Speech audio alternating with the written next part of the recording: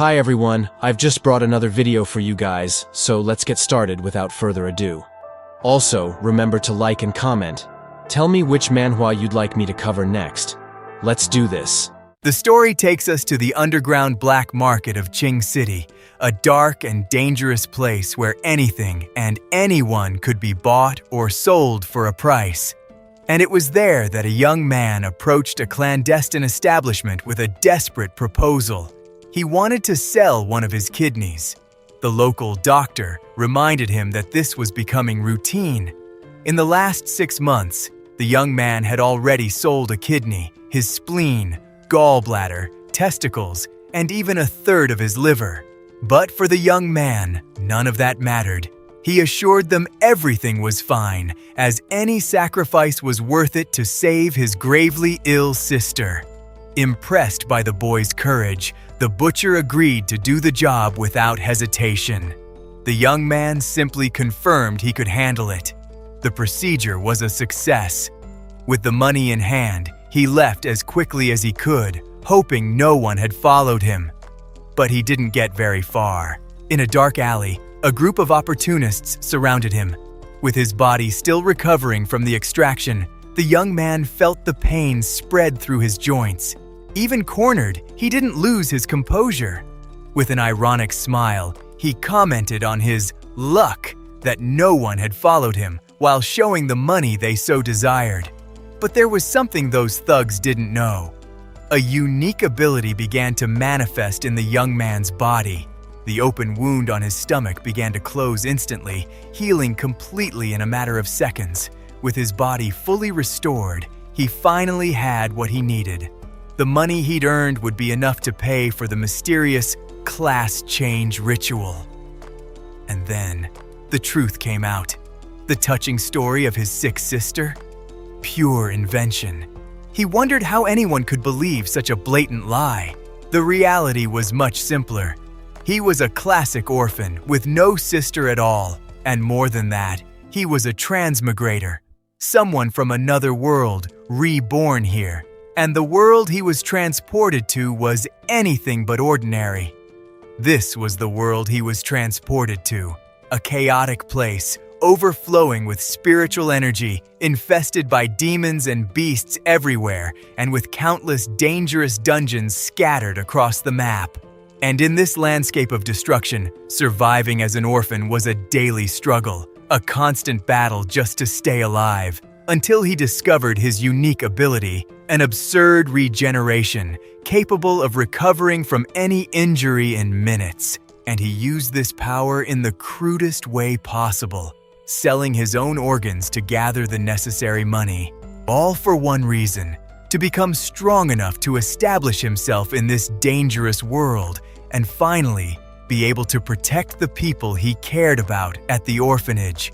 And finally, the great day of the class change ritual had arrived. However, his presence didn't go unnoticed. A classmate recognized him and was surprised to see him there, questioning how a poor student like Ye Lin could afford the ceremony.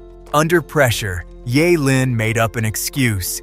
He said that to participate in the ritual, he had no choice but to take out a risky class change loan. The gossip spread instantly.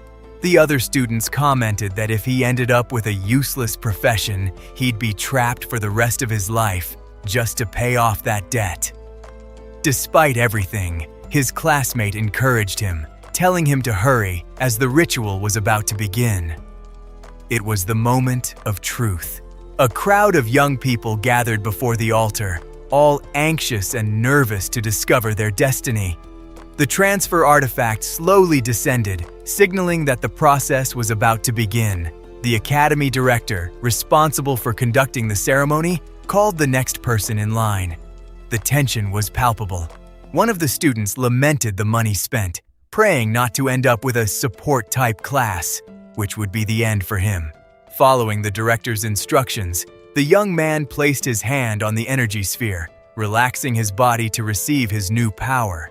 And the result was exactly what he feared: a support class, bird breeder, rank A. The boy's dream of becoming a powerful warrior ended right there. Seeing the last student's disappointment, the director intervened.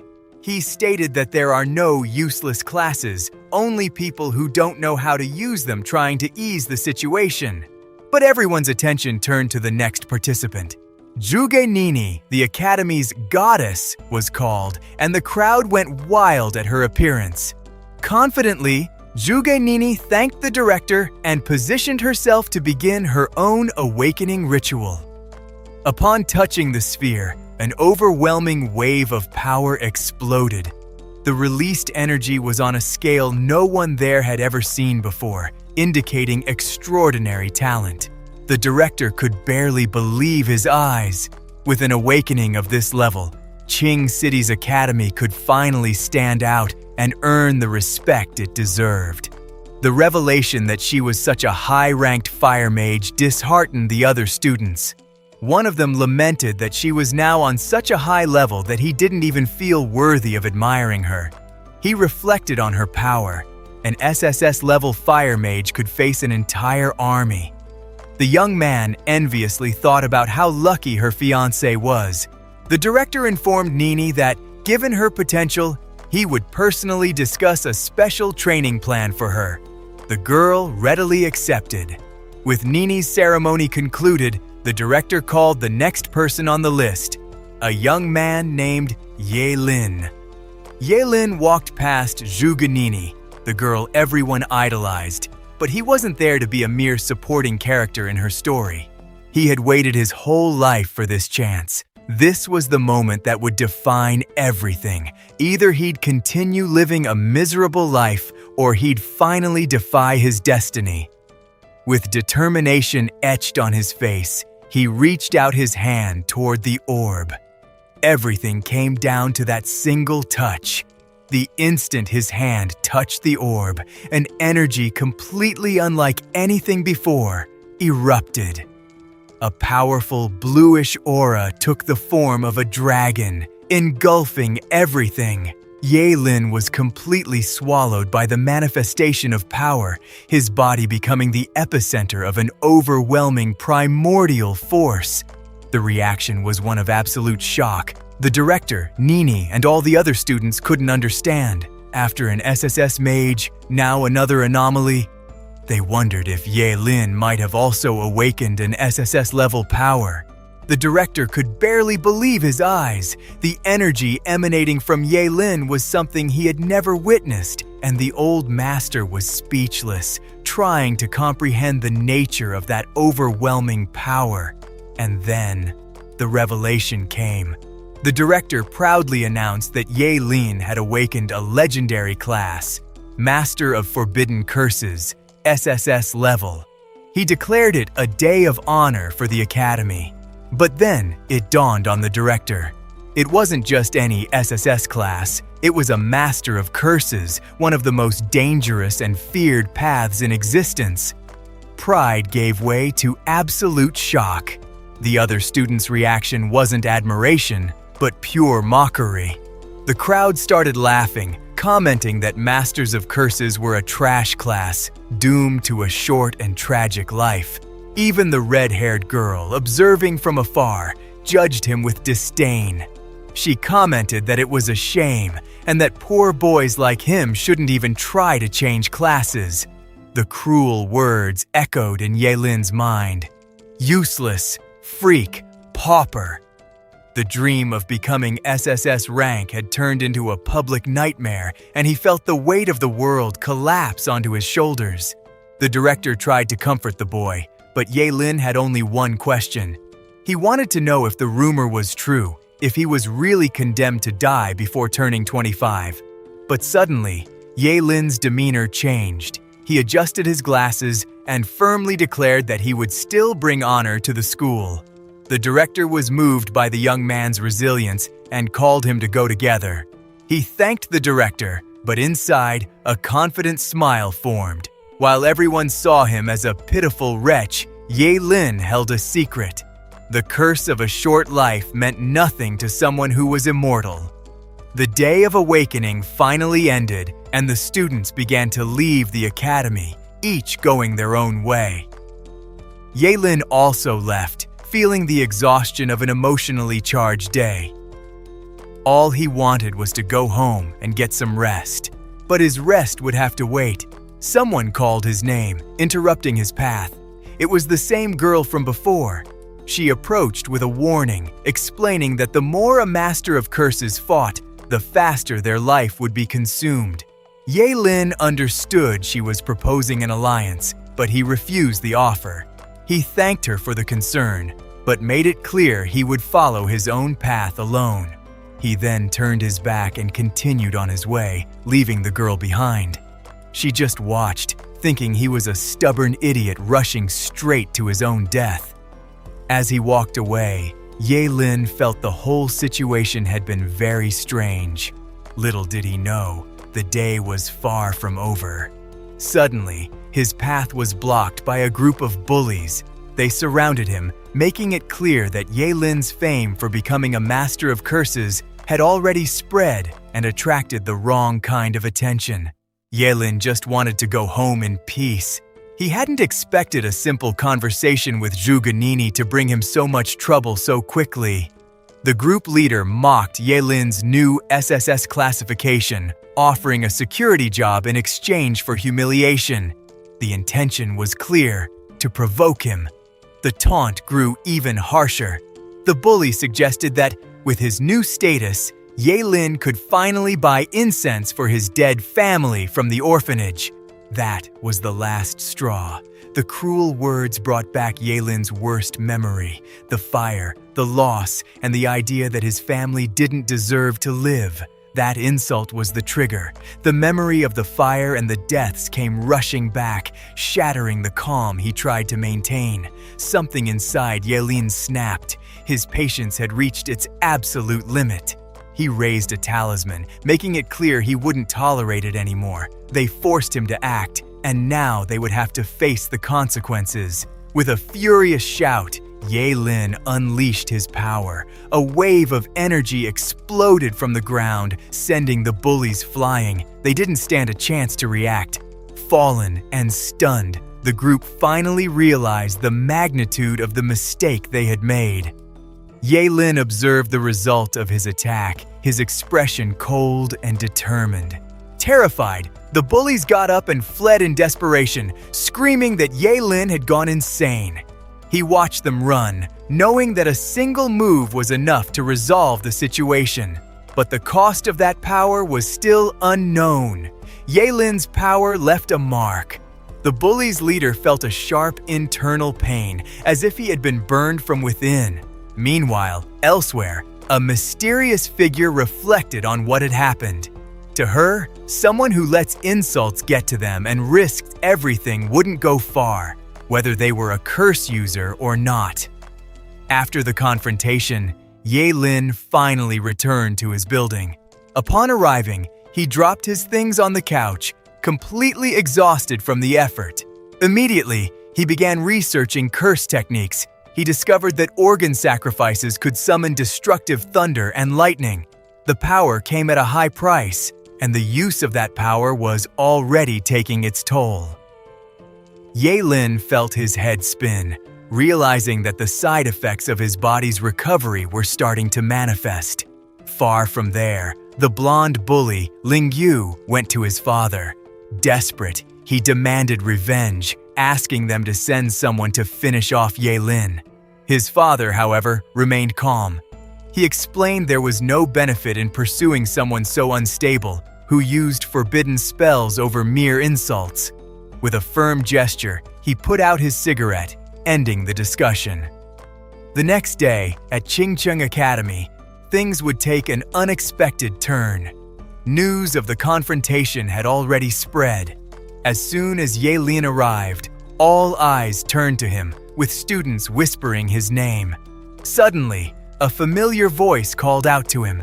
To Ye Lin's surprise, it was Ling Yu, the same bully from the day before. But instead of a fist, he offered breakfast. Completely suspicious, Ye Lin questioned if it was an attempt at poisoning. Ling Yu explained that the previous day's confrontation was like a lightning bolt that woke him up. He realized he was wasting his life and, for that, was genuinely grateful. Ling Yu's gratitude was a bit exaggerated. He knelt, begging to serve Ye Lin, completely transformed from the bully he once was.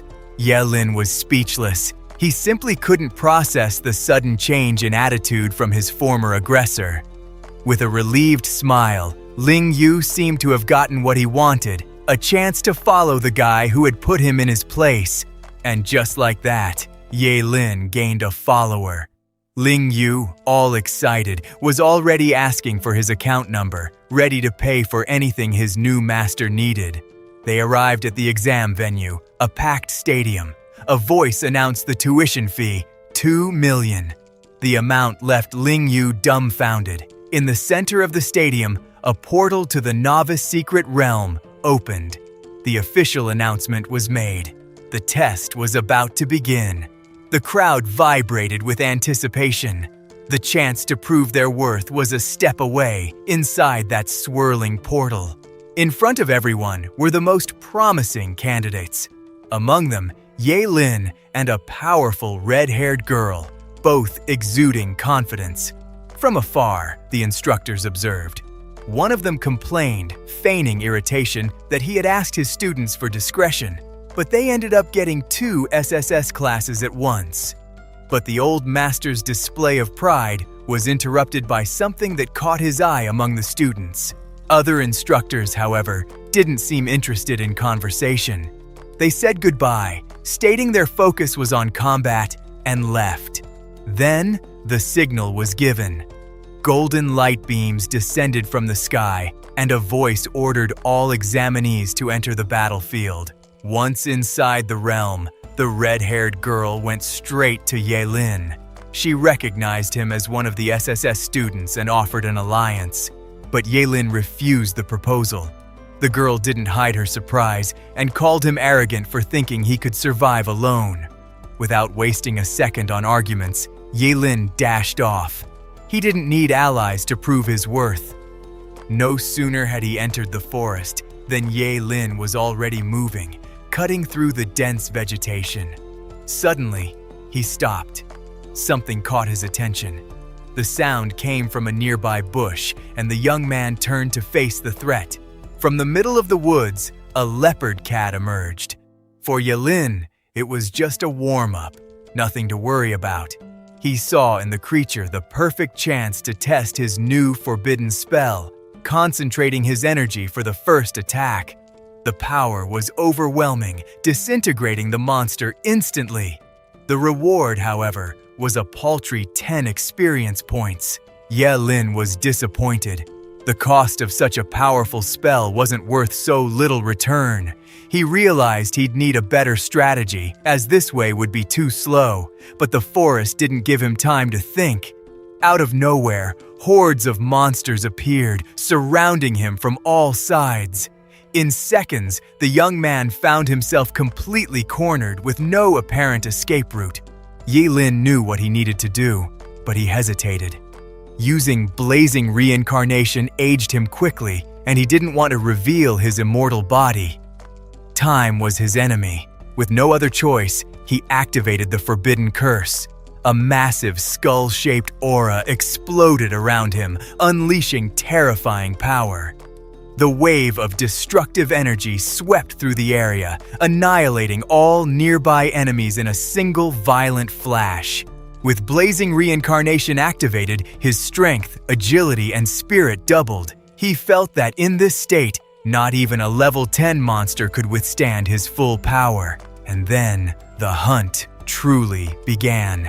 Ye Lin became a blur on the battlefield, eliminating wave after wave of creatures, but the power took its toll. In just 5 minutes, his body visibly aged. He understood he needed to stop using the curse, and fast. Despite his visible aging, Ye Lin chose to disregard preserving his vitality. He was willing to sacrifice whatever it took to continue and finish the job. Concentrating all his energy, he prepared to unleash a new spell at the center of the magic circle. And then, a new forbidden curse was activated. An overwhelming fury, capable of sweeping across the world, erupted from him. The result was immediate.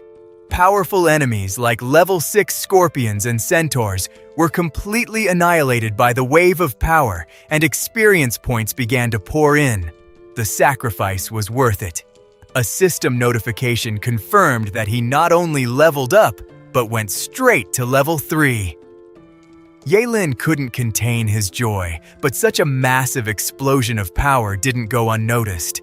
That night, in another part of the forest, someone felt the disturbance. Zhugnini, the Academy's goddess, simply couldn't believe the intensity of the energy she felt. She approached the epicenter of the explosion, where destruction was evident. Analyzing the residual energy, she recognized what it was: hellfire. The fluctuation of the fire element was so intense it left her perplexed. How was that even possible? Her mind processed the information. Who else besides her could wield such devastating firepower in that region? She concluded that it could only be the work of a human, and most shockingly, the power wave was as strong as her own. Meanwhile, the cause of all that commotion was simply having a barbecue to regain his energy. After expending so much strength, he needed to eat.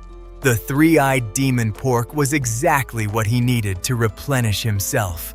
With his energy recharged, Yehlin decided it was time to head to a more distant area and continue his monster hunt. But he wasn't alone. Someone was watching him from afar, and a meeting between the two seemed inevitable. And the encounter happened. The mysterious woman finally caught up to him, directly questioning what Yehlin was doing there.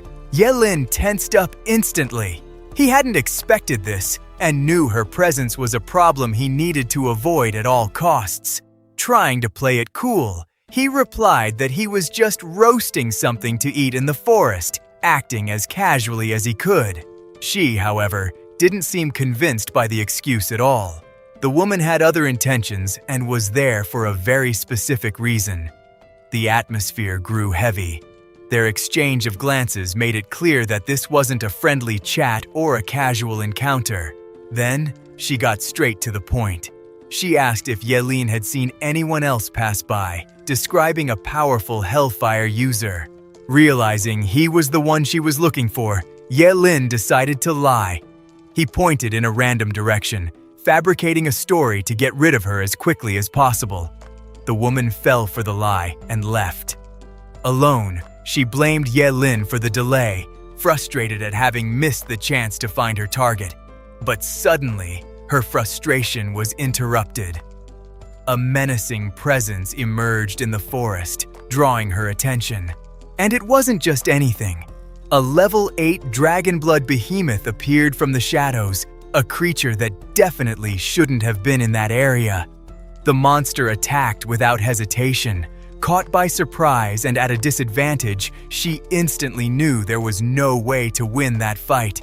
The only option was to flee. As she ran for her life, she thought of Yehlin, believing the coward must have already fled far away, leaving her behind with the problem. But she was completely mistaken. Out of nowhere, a storm of fireballs erupted, coming precisely from the direction Yehlin had gone. The attack struck the behemoth squarely. In that moment, she understood everything. The coward not only didn't flee, but was the very hellfire user she had been searching for. The blow hit the creature directly, making it roar in pain and fury, but the beast didn't stop. Ignoring the damage, it continued its assault against the woman. Caught in the midst of the chaos, she barely had time to react. In a last, desperate effort, the woman conjured a barrier of flames to protect herself. The behemoth crashed into the defense with brutal force. She felt the impact. The barrier was strong, but the creature was even stronger. And then, the defense shattered. The shockwave threw her far away. The monster barely felt the scratch and was already preparing for the final blow. Fallen and powerless, she admitted defeat. A level 8 Dragonblood Behemoth was invincible. Dying like this, in this place, was simply too humiliating. But when all seemed lost, a dark and powerful energy emerged on the battlefield. It was the Forbidden Curse. Hellfire. The flame took the form of a demonic beast and charged at the behemoth. She couldn't believe her eyes. In the blink of an eye, the level 8 monster, the creature that defeated her, was instantly annihilated. Before her stood her savior. Still in shock, the woman thanked him for sparing her life and asked who he was. The young man introduced himself. His name was Ling Ye. The image of that overwhelming power was etched into her mind. The power of Hellfire. The overwhelming power of Hellfire left only destruction in its wake, a trail proving the creature's annihilation. The young woman couldn't believe it. A level 8 behemoth, a monster that made her flee for her life, was simply defeated in a single instant. Still on the ground and utterly shocked, the woman thanked him for saving her and, with admiration, asked for the name of her mysterious benefactor. With unsettling calm, the young man introduced himself as Ling Ye, a name signifying the meeting of dawn and night. That name and imposing presence left her speechless, utterly intrigued by the power she had just witnessed. She insisted on knowing which school he was from, feeling she needed to thank him properly for such a grand feat. But Ling Ye had no interest in thanks. He merely said it was a small effort as he prepared to leave without a trace.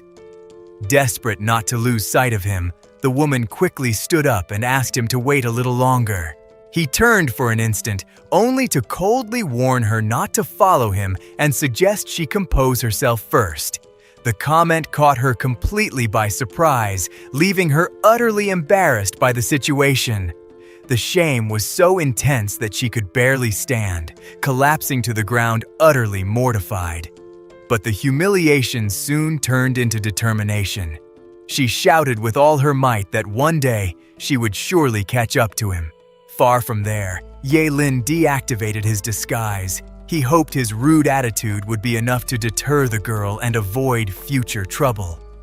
Leaving the encounter behind, his attention turned to a new system notification. Something important had changed. He had unlocked a new forbidden curse. In exchange for 2.5 years of his life, he could negate a fatal blow. An incredible power, but at a terrible cost. Ye Lin celebrated his new ability. With the forbidden curse, he felt that not even a fatal blow to the heart could stop him. The sense of security was absolute. Now he could finally level up without fear or restrictions. With this new power, Ye Lin felt that no one in the world could stop his progress. Meanwhile, elsewhere, a group of directors from the main academies gathered. One greeted the others, but the atmosphere was thick with pure competition. They observed the Qingcheng Secret Realm portal. The test record, level 11, had remained unbroken for years, and the big question was whether any student could break it this time. The rivalry between the academies was clear, with subtle taunts exchanged as they awaited their top students' results. Suddenly, an imposing figure arrived, interrupting the conversation. It was Mr. Zhuge Qianxing, a man who clearly commanded respect among the directors. One of the directors quietly commented on how attached Mr. Zug was to his daughter, who was also participating in the test. At that very moment, the portal began to stir.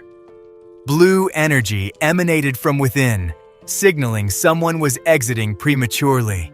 The directors were surprised, as the test time wasn't over yet. The initial suspicion was that a student might have been gravely injured. But, to everyone's astonishment, the one who emerged from the portal didn't seem injured at all.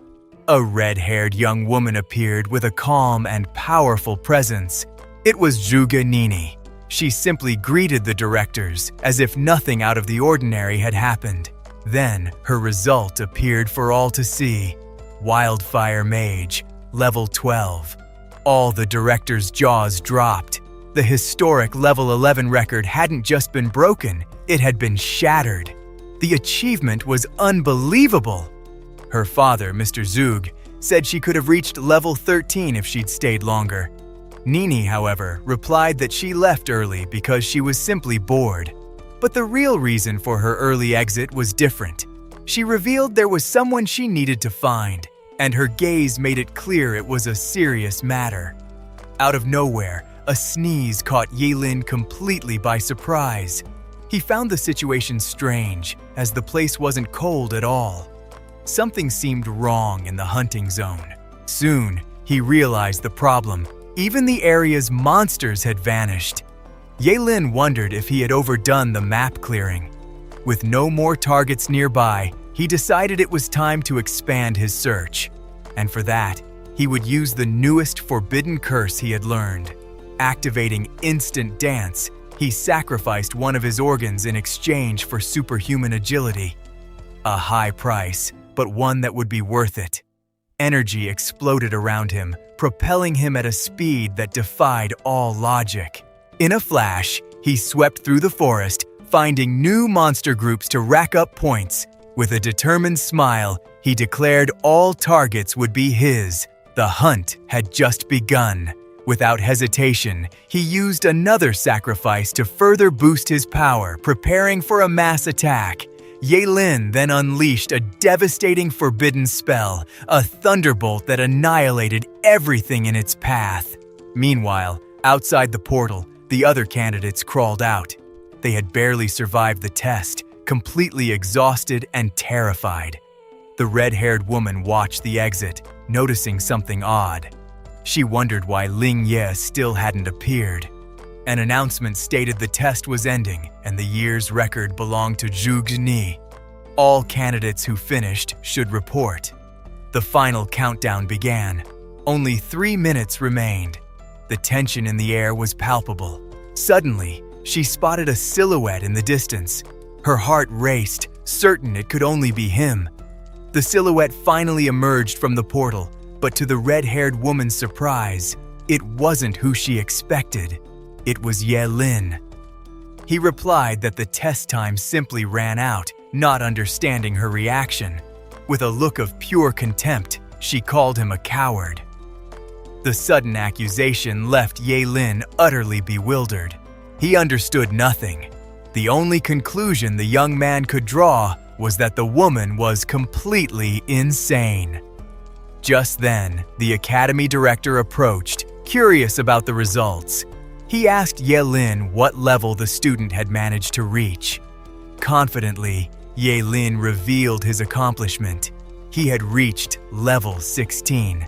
The news caught everyone by surprise. The news spread like wildfire. No one could believe someone could reach level 16 in the beginner's test. The red-haired woman, in particular, refused to accept what she heard, still glaring at him with disdain. Ye-Lin still didn't understand her hostility. He wondered why that woman was acting like that. That's when it clicked for the other students. The only explanation for such rapid advancement was that Ye-Lin was a master of forbidden curses, a class that trades one's life for power. The director did the math aloud, and the result shocked everyone. To reach that level, Ye-Lin had to defeat over 1,200 monsters, a task considered impossible. But the director saw not madness, but extraordinary talent. He was beaming with the result, congratulating the young man on his unbelievable feat. The red-haired woman tried to diminish his achievement, saying it was expected for someone using forbidden curses. The others agreed, recalling the high cost of such power. Whispers started in the crowd. Many said he was trading his life for a moment of glory, a foolish act that would lead him to a premature end.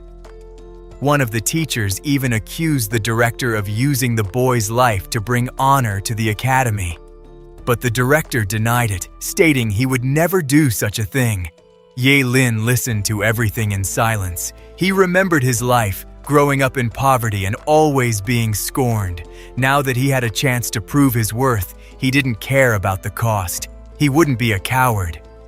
Despite the controversy, one of the important men present confirmed the fact. Ye-Lin was, without a doubt, the highest-level student in that beginner's test. The man then approached and introduced himself to Ye-Lin. He was Zhuge Qianxing, father of the famous Zhuge Ni and made sure to offer his contact for any help the young man might need in the future. But Zhuge Ni didn't seem convinced at all. She assured her father that the level of a certain someone she met inside was definitely not inferior to Ye Lin's. The conversation about this mysterious Ling Ye continued among the elders. One called him the pride of the heavens, but the academy director admitted never hearing of a student by that name. With the situation resolved for now, Ye Lin said goodbye. The director and Mr. Zhuge advised him to go home and rest, as the formal exam would take place in just 3 days. Shortly after, the test time finally ended and the portal closed. But there was a problem.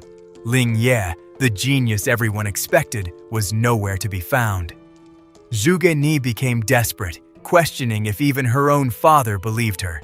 She insisted Ling Ye was a true genius and had even saved her life inside.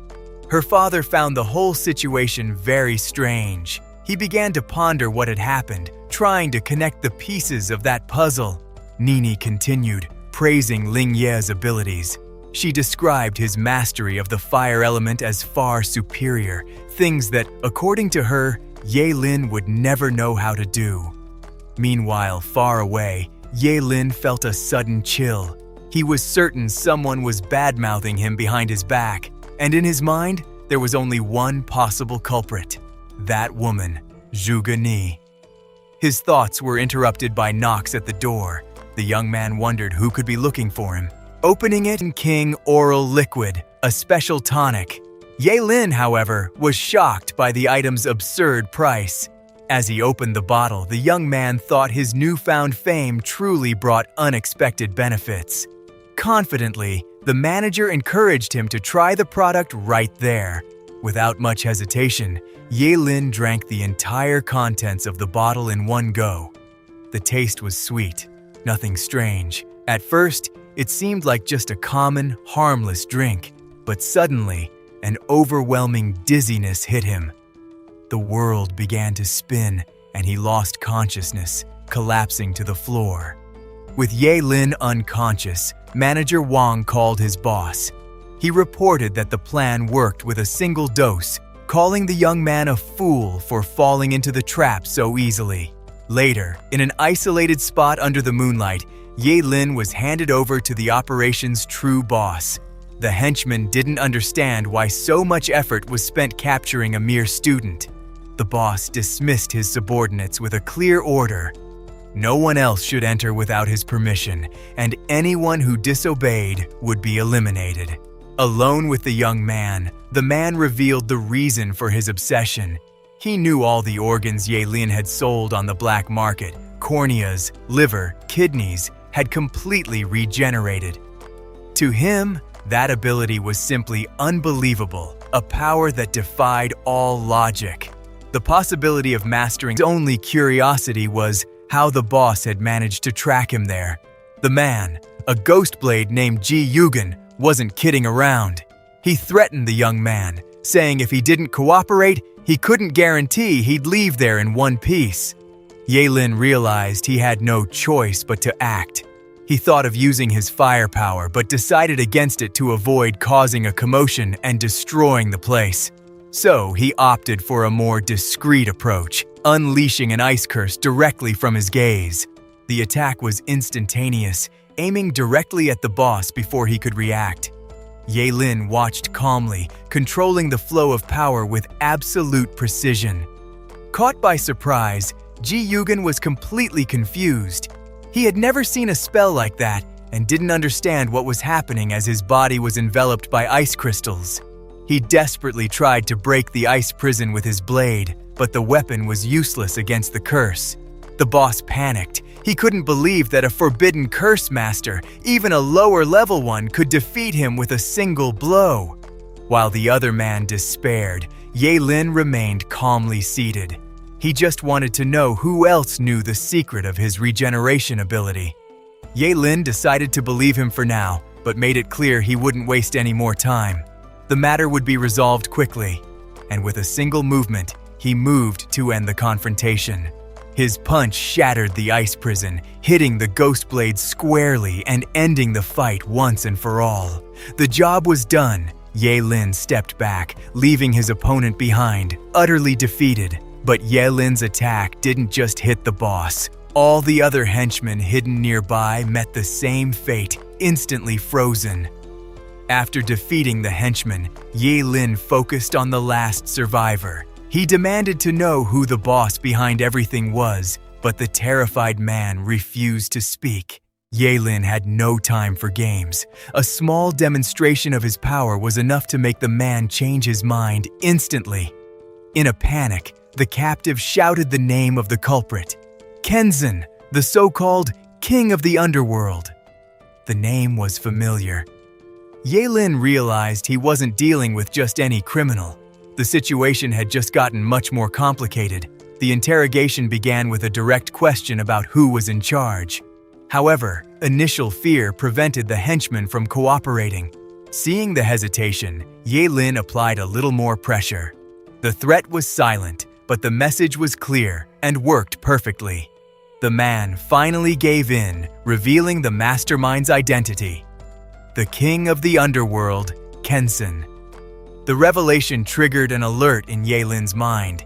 He knew Kenzan's involvement elevated the danger to an entirely new level. Meanwhile, in the underground black market, a subordinate presented himself before his boss to give a report. The tension in the air was palpable. The boss, Kenzan, listened impatiently. He was informed that a man named Jihu had disappeared and that they had lost track of him. The henchman explained that when his men arrived at the farm, the place was already completely destroyed, reduced to ashes. The news made Kenzan explode in fury. The force of his rage was so immense it cracked the ground beneath his feet, making it clear that failure was unacceptable. Far from there, Ye Lin arrived at a luxurious mansion. He was greeted by a young blonde man who said he had sent someone to pick him up as soon as he learned of his arrival. The young man, Ling Yu, seemed to be in the middle of a delicate conversation about money, mentioning he had spoken with his father. Ye Lin, in turn, questioned him about the matter. To end the discussion, Ling Yu put his arm around Ye Lin's shoulders. He said that from that moment on, the protagonist should consider that place his own home. Ling Yu observed Ye Lin and concluded that the young man was simple, but cared too much about appearances, a mindset easy to predict and perhaps to manipulate. Ye Lin, on the other hand, could barely believe the audacity of Kenzan's men. He wondered how they dared to invade the Ji family's territory to try and capture him. Upon entering the mansion, they were greeted by a line of maids in perfect synchrony. The grand reception left Ye Lin completely shocked. It was a level of luxury he had never seen. At that moment, the protagonist perfectly understood why everyone dreamed of being rich. The lives of the powerful were, indeed, very different from his own. Noticing his friend's astonishment, Ling Yu made a generous offer. He asked which one Ye Lin liked best, as he could arrange for them to serve him in his room that night. Playing along, Ye Lin didn't hesitate and accepted the proposal, saying he wouldn't hold back. But the situation got serious too quickly. The maids approached to help him change, and Ye Lin panicked, explaining it was just a joke. Ling Yu just laughed, telling him not to be shy. After the commotion, Ling Yu called him to go out. He said he would take him to do something big that night, but kept the mystery about what it would be. The destination was Qing Cheng's annual auction. Ling Yu explained that it was an exclusive event where all the important people in the city would be present. Unfazed by the luxury, Ye Lin dismissed his host. He told Ling Yu to take care of his affairs, as his only priority at the moment was to fill his stomach. Ling Yu observed the scene with a scornful smile. In his mind, poor people would always be poor people, with no idea how to behave at high society events. Meanwhile, Ye Lin attacked the food table without the slightest ceremony. He thought that after everything he'd been through, he deserved to eat well to compensate for the stomach he had sacrificed. But his meal was suddenly interrupted. Someone had arrived, and by his reaction, it wasn't a visit he had expected. There were two women. One of them, Liu Yanwei, observed the scene with indifference, while the other, Zhuge Nini, asked who that young man was. Ye Lin immediately recognized one of them and was not happy at all. He wondered why fate insisted on putting him in the path of that annoying woman everywhere. Liu Yanwei wasted no time expressing her contempt, loudly reminding him that he was the coward who abandoned her to face a dragon blood behemoth alone. From afar, Ye Lin just watched. He imagined what that woman's reaction would be if she knew who he truly was and the power his real identity carried. At that moment, a group of men approached them. To everyone's surprise, one of the newcomers stepped forward and introduced Ye Lin not as just any guest but as their boss. His companions couldn't believe what they heard. One of them even reprimanded him, saying that an ordinary person could never be qualified to be the group's leader.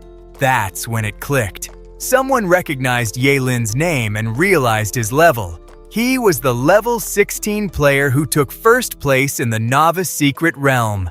With everyone's attention on him, Ye Lin offered help. He said he had some ideas on how to level up, but for that, they would need to leave the city. The proposal left the group completely shocked, unsure how to react to that unexpected offer. But they soon understood the intention. The boss wanted to use the trip outside the city to help them get stronger. The young blonde man assured them that getting equipment would be the easy part. He just needed Ye Lin to help him level up. In return, he would take care of everything else. Ye Lin seemed genuinely interested in the proposal, questioning if the young man was serious. The young man confirmed with absolute certainty. Later, at the main event, auctioneer Ching Ching took the stage and welcomed all the guests, officially starting the night's auction.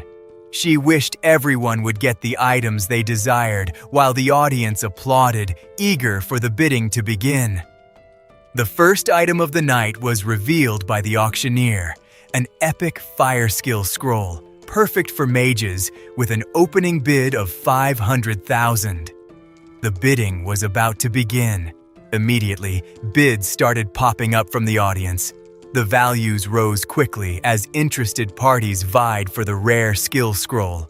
But the competition was abruptly interrupted when a man known as Mr. Zugja entered the fray, offering an impressive 3 million all at once. While eating, Ye Lin overheard the surrounding comments. Apparently, Mr. Zug was spending a fortune to buy skills for his daughter, proving that, in this world, money truly bought power. With the first item sold, auctioneer Ching Ching announced the next lot, promising it was something exceptionally rare and raising the audience's anticipation. Inside the box was a golden dragon-shaped ring, an artifact that seemed to emanate extraordinary power. As soon as the ring's auction began, bids exploded again, with values soaring into the millions in a matter of seconds. Ye Lin, however, recognized the item's true value. He turned to his companion and stated that the ring would be extremely useful for their plans. The young blonde man, his new business partner, advised Ye Lin not to hesitate to bid if he saw any skill that interested him, as they could be crucial for survival. With the first item sold, auctioneer Ching Ching announced the next lot, promising it was something exceptionally rare, raising the audience's anticipation. A golden dragon-shaped ring lay within the box. It was an artifact that appeared to emanate extraordinary power. The moment the ring's auction commenced, bids surged once more, with prices reaching millions within seconds. Ye Lin, however, recognized the item's true worth. He turned to his associate and declared that the ring would be incredibly beneficial for their objectives.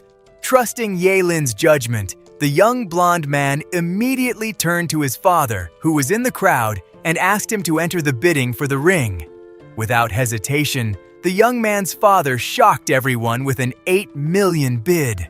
To him, the amount was an investment, a small price to pay to secure his son, Ling Yu's, entry into a prestigious school. The 8 million bid silenced the hall. The auctioneer began the final count, about to strike the gavel and conclude the sale of that highly contested item. But suddenly, a man interrupted everything.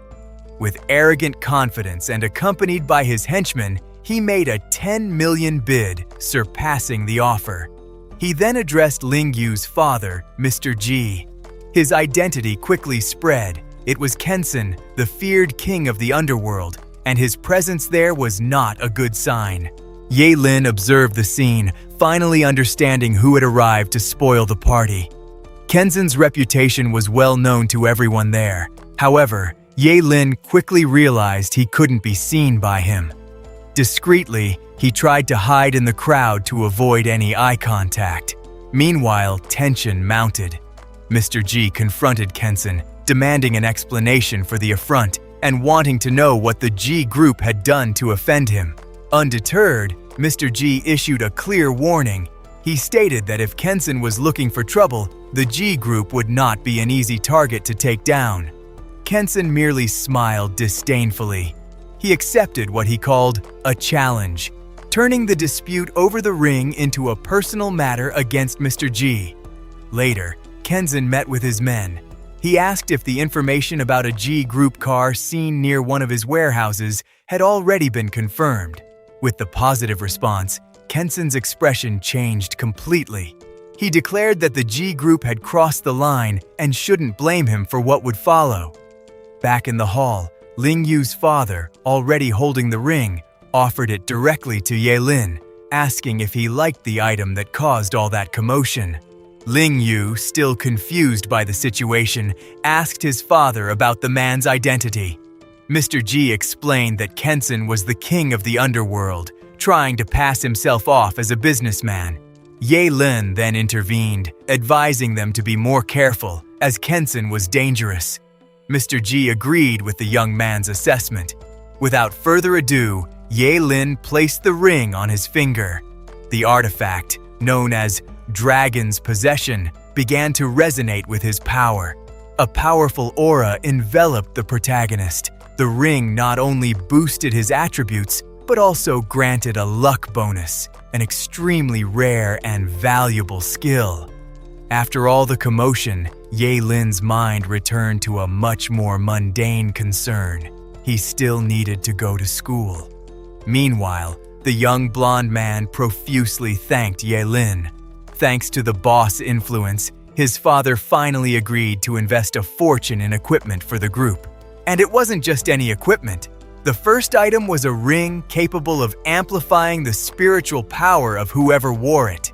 Next, a necklace that granted an even more significant power bonus, a piece of extremely high value.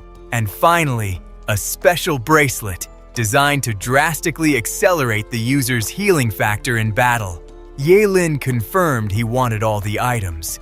The bracelet, in particular, was essential for him, as it would serve as a safeguard if the secret about his body were discovered. But the main piece was the Star Fracture Sword. With it, Ye Lin could finally use his powerful level 10 nullification spell. However, this technique came with a terrible cost. Each blow that doubled the sword's damage would consume a year of Ye Lin's own life. A devastating power with a deadly price. Far away, Zhu Janini relaxed in her bathtub, but her thoughts were restless. She simply couldn't understand what the Ji family saw in that coward. The news that they spent a fortune on equipment for someone like Ye Lin only increased her contempt for him. Her thoughts were interrupted by a subordinate. He announced the arrival of a woman named Yan Wei, who claimed to have information about the person Nini was looking for, desperately searching for. Investigator Huang began explaining the investigation's findings. He revealed that the person they were looking for likely died in a fire, and that the Bureau needed Zhuge Nini's cooperation to confirm the details. The news shocked Nini. She refused to believe Ling Ye could be a murderer, finding the idea completely impossible and absurd. The blue-haired woman tried to calm her, explaining that the Ling Ye they were investigating was extremely powerful, capable of using hellfire to defeat level 8 enemies with a single blow. The investigator then revealed the shocking conclusion of the inquiry. There was a strong possibility that the person she knew as Ling Ye was in fact Ye Lin himself. Nini found the idea ridiculous. To her, investigator Huang must have been joking, as Ye Lin was nothing but a fearful coward, incapable of being the hero she sought. With a subtle glint in his eye, the investigator pressed her, asking if she was absolutely certain of what she was saying. Unbeknownst to her, the lie detection ability was activated. Nini, fully confident, reaffirmed that it was impossible for Ling Ye to be the coward Ye Lin, as no one could deceive her. Her answer was sufficient. The investigator concluded that she spoke the truth from her perspective and thanked her for her cooperation, ending the interrogation. Meanwhile, elsewhere, Ye Lin and his companion arrived at a training center. It was the perfect place to test the new equipment the protagonist had acquired. The receptionist greeted them and asked for their level to assign a room. Ye Lin's companion replied they were level 16, and she offered a standard room for up to level 20. However, Ye Lin had other plans. He didn't want a common room, but a much greater challenge, a training room suitable for level 40. At the reception, they were greeted and the purpose of their visit confirmed. The boss, Ye Lin, needed to test his new equipment in practical, intense training. After hearing he was level 16, the receptionist offered the standard room for up to level 20. But Ye Lin interrupted her, asking for a much more challenging room, for level 40 and below. Surprised by the unusual but professional request, the receptionist agreed to prepare the level 40 room for him immediately. Inside the room, an army of level 40 training dummies activated. They all turned to face the young man, ready for combat. Faced with the army of dummies, Ye Lin remained calm. He wasn't there for a fair fight, but for a test of absolute power. Without hesitation, the young man unleashed a devastating blow. A wave of energy swept through the training room, cutting down dozens of targets at once. The technique was the Sword of Life, a curse spell that completely annihilated the dummies. The display of power was overwhelming and instantaneous. Satisfied with the result, Ye Lin decided it was time to test other abilities. This was just the beginning of his training. Meanwhile, outside, his companion and the receptionist waited, commenting on the approaching exam and the boss's preparation. Ye Lin left the room, saying he was a bit exhausted. He then casually asked if he'd need to pay for any damage, which made the receptionist doubt a level 16 could even scratch the room. With the training concluded, Ye Lin called his companion, Ling Yu, to leave. They left the receptionist behind, who still seemed skeptical. However, curiosity got the better of her. The woman decided to check the training room's condition, and what she saw on the monitor left her completely speechless. The level 40 room, designed to withstand powerful attacks, was in ruins. The destruction was total, a scene of devastation that shouldn't have been possible. Far away, at the imposing Ji family residence, the night seemed peaceful. Guards watched the entrance, unaware of the chaos about to unfold. Suddenly, the tranquility was broken. One of the guards was struck in the neck by an invisible and swift attack. The second guard turned, confused by his partner's fall, not understanding what had just happened. But terror seized his face the next instant. He finally realized they weren't alone. Too late. The noise outside caught the family master's attention. Annoyed by the interruption, he questioned what was causing all that commotion. The door suddenly opened, revealing one of his men, wounded and panicking. With his last strength, he shouted a desperate warning for the master to flee as quickly as possible. His subordinate's desperate warning came too late. The family master was caught by surprise, suffering a brutal and sudden attack that left him incapacitated. The assailant then revealed himself, greeting Lord Ji as an old acquaintance. It was clear this wasn't a random attack, but a personal reckoning. One of the guards tried to react, drawing a weapon and shouting the invader's name, Kenzan! But it was useless. With supernatural speed, Kenzan dodged and disarmed him in a single move.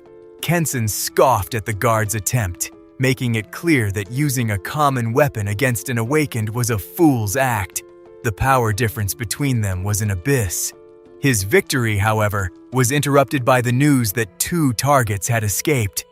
Furious, Kenzan ordered them to take Lord Ji alive, deciding his revenge would be more drawn out.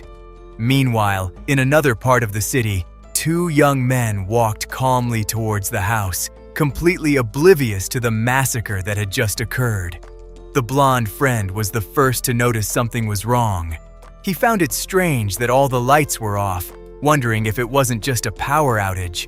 But the young man with glasses felt a chill. He knew it wasn't an electrical problem. Something was very, very wrong. Suddenly, he darted towards the door. He finally identified the feeling that bothered him. It was the smell of blood in the air. Without a second's hesitation, he forcefully opened the house door. What he saw on the other side made him stop completely, frozen in place by the shock and horror of the scene. The entrance floor was covered with the bodies of the family guards. A total massacre had occurred in his absence. His friend was paralyzed, unable to process the scene. The young man with glasses, however, kept his composure and warned him to be careful. He entered the devastated house, desperately calling for his father and uncle. Amidst the chaos, his eyes found a note left on a table. The young man picked up the paper. The expression on his face grew even darker as he read the message, confirming his worst fears. Ye-Lin approached to see what was written on the note his friend found, already expecting the worst. The message was a ransom. The kidnapper demanded Ye-Lin be handed over in exchange for his friend's father's life, threatening to mutilate the hostage every 6 hours of delay. Rage consumed the young man. He crumpled the note, filled with hatred and screaming that he would kill whoever was responsible. Ye-Lin tried to calm him, but his friend was unyielding. He declared he would take justice into his own hands and rescue his father alone. Seeing that reason wouldn't work, Ye-Lin made a drastic decision and delivered a swift blow to his friend's neck. As the young man fainted in his arms, Ye-Lin promised he would resolve the situation. He guaranteed he would bring Uncle Ji back safely. He carried him to a room and laid him on the bed, ensuring his friend would be out of harm's way while he left for the mission. Alone, Ye-Lin prepared himself. He knew how dangerous a curse master who didn't care about their own life could be, and that's exactly what he needed to become. Without wasting time, he headed to the location indicated on the note, the underground black market of Qing City. The entrance, marked by a sinister skull, was guarded by men, a place that reeked of danger and illegality from all sides. Ye-Lin didn't plan on knocking on the front door. Equipped and with his face covered by a mask, he infiltrated the complex, moving through the shadows to avoid detection. From an observation point, he analyzed the inner courtyard, relieved to have entered without alerting anyone. His speed was crucial, but his stealth was useless. Suddenly, he realized he had been discovered. It was impossible, but someone already knew he was there. Several men appeared, surrounding him with laser sights. The leader mocked him, asking why he was still hiding in the shadows. The trap was set. Ye-Lin finally understood how he was discovered so quickly. Infrared vision. Technology too advanced for that place. One of the men then called out to him, confirming their boss was already waiting. Surrounded and cornered, capture seemed inevitable. But they still had no idea who they had truly trapped.